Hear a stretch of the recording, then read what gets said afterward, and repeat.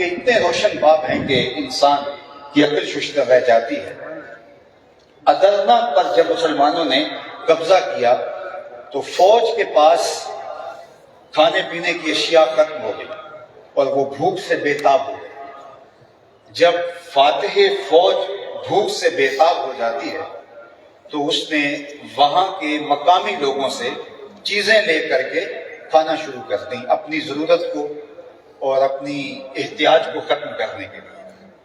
اس دور کے شیخ الاسلام تک یہ بات پہنچی تو اس نے فتویٰ دیا کہ اس حالت کے اندر بھی فوج کے لیے جائز نہیں ہے کہ وہ کسی کی چیزیں اٹھا کر کے استعمال کرے، تو فوج خود جا کے ان کی دکانوں پہ چیزیں رکھ رہی تھی۔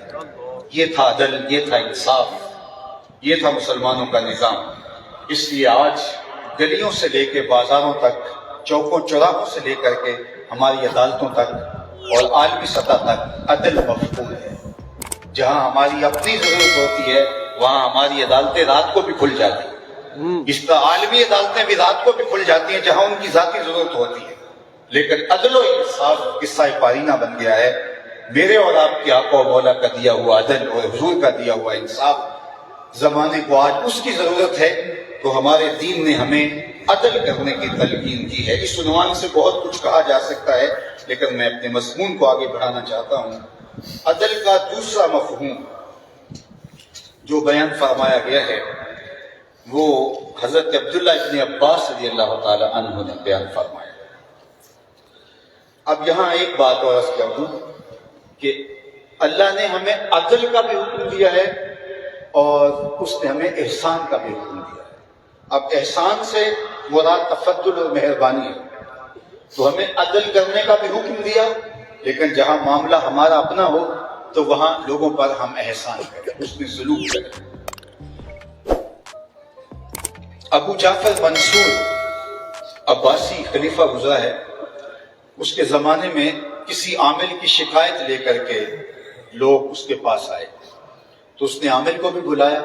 لوگوں نے کہا کہ یہ ہمارے ساتھ زیادتی کرتا ہے، تو اس نے بادشاہ کے دربار میں، خلیفے کے دربار میں کھڑے ہو کر کے باقاعدہ اپنی صفائی پیش کی اور لوگ لاجواب ہو گئے اور اس کا جواب نہ دے سکتے۔ تو ایک نوجوان وہاں موجود تھا، اس نے ابو جعفر منصور عباسی سے مخاطب ہو کے کہا، قرآن مجید کی آیت پڑھی، ان اللہ یامر بالعدل والاحسان۔ اس نے کہا بادشاہ سلامت، یہ جو کہہ رہا ہے درست ہے، لیکن اس نے عدل کیا ہے، اس نے احسان نہیں کیا۔ تو ہمارا دین ہمیں عدل کرنے کی تلقین بھی کرتا ہے اور احسان کرنے کی تلقین بھی کرتا ہے۔ اللہ اکبر۔ امام راغب الاصفہانی نے کہا کہ احسان یہ ہے کہ عقلی طور پہ، قلبی طور پہ اور حسی طور پہ ہر طرح احسان محسوس ہو، دکھائی دے رہا ہو تو یہ احسان ہے۔ اللہ اکبر۔ محمد بن قاب القرظی، ان کو حضرت عمر بن عبدالعزیز نے بلایا اور کہا کہ مجھے بتاؤ کہ عدل کیا ہے اور احسان کیا ہے، تو انہوں